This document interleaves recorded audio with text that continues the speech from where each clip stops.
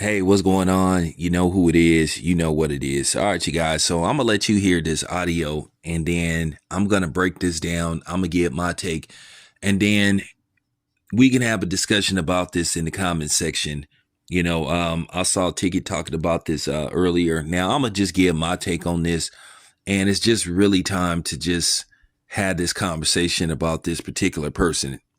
And I'm going to say something I thought about whether I should or shouldn't say it because I don't want people to take this the wrong way or take it out of context. But I think it has to be said. And this is just real talk, but take a listen. To pipe this into the Clippers locker room. If I can talk to you, James, I hope you're taking notes. I'm telling you in advance, you're welcome for the wisdom I'm about to spew. Because, listen, I get on my knees every night and pray for someone to believe in me like Daryl Morey believed in you. You wanted a certain coach, they brought in Mike D'Antoni. You want to play a certain style, they played it. You wanted Dwight Howard, they brought him in and got rid of him when you were tired of him. You wanted Chris Paul, they brought him in and got rid of him when you were tired of him. They brought in your old friend Russell Westbrook. You want to go to Vegas on off days? They looked away. You wanted the team to stay over so you could go out at night. They changed the schedule, and it didn't work. And you know what? You said, I'm going to break up with my whoopee. Not good enough. I see the bright lights in New York. I want to go there. My old pal Kevin Durant. It's going to work. The big three. And all after 1 year, you wanted out. You realize, oh my gosh, I took this guy for granted, the guy that believed in me. I went back with Daryl Morey. They traded Ben Simmons for you. How did they pull that off? And you know what? And you got a partner who got the MVP. He won the MVP. And what did you say afterwards?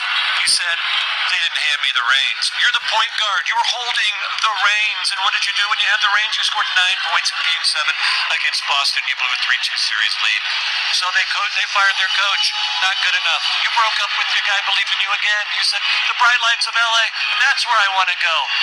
Let's see if that works. Listen, James, have you ever had those friends who had bad roommates?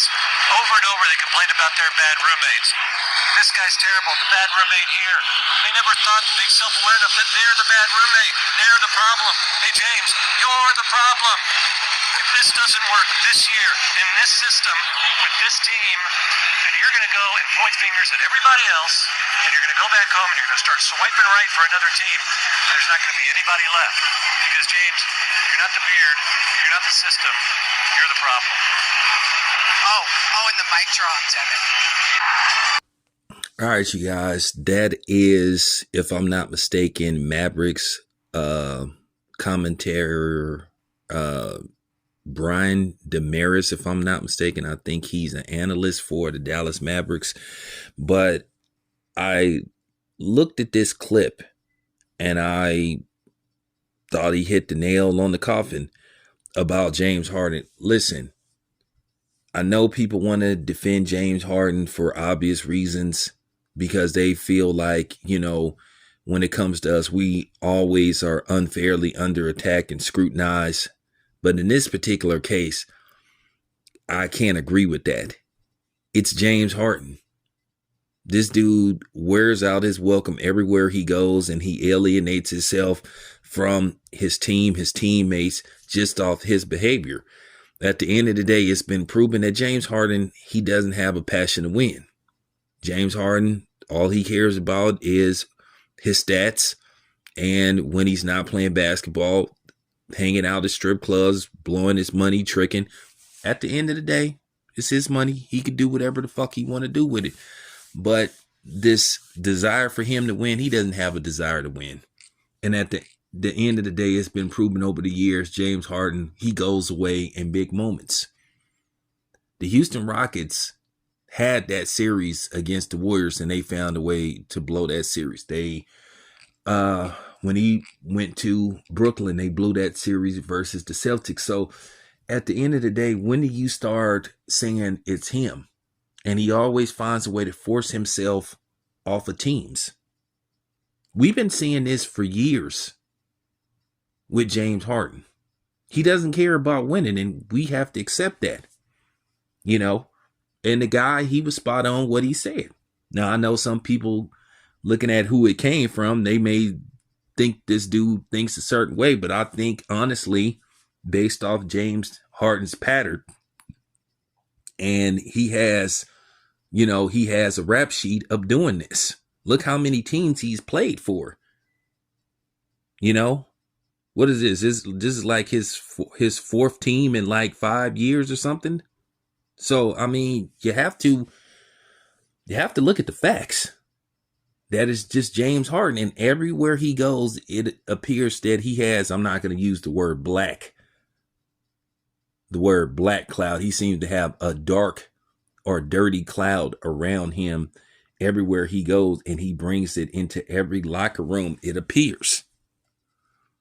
So, like I said before, who knows? Maybe James Harden to listen to this guy, because Lord knows when we try to give knowledge to people that look like us, they don't want to hear it. They don't value our opinion. They don't value our knowledge.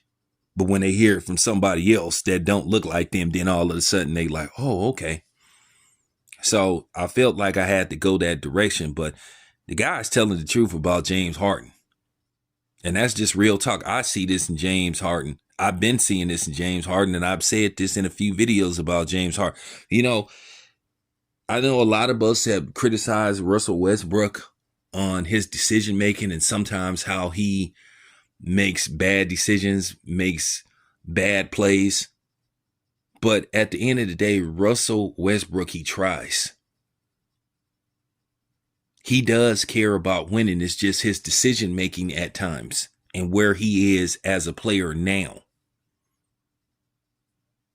James Harden, he's the type of dude. Yeah, his stats say that he's a Hall of Fame player, but he doesn't have a Hall of Fame mentality.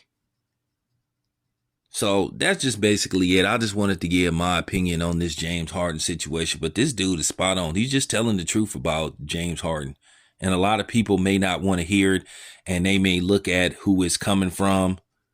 But if people like me see this in James Harden, it got to be some kind of truth to it. I mean, I've tried to keep my mouth shut and just be like, okay, maybe it's the setting he's in, maybe it's the environment. But no, this happens on a regular basis with him. And look how bad the Clippers are playing.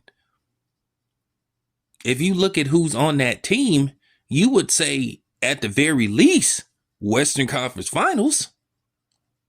But they don't even look like, at the rate they going, even though it's plenty of basketball to be played, they can get it together. You just know when they get to the playoffs, something is going to go wrong. You know why? Because James Harden is on that team. So there you have it. It's your boy Town. I'm out.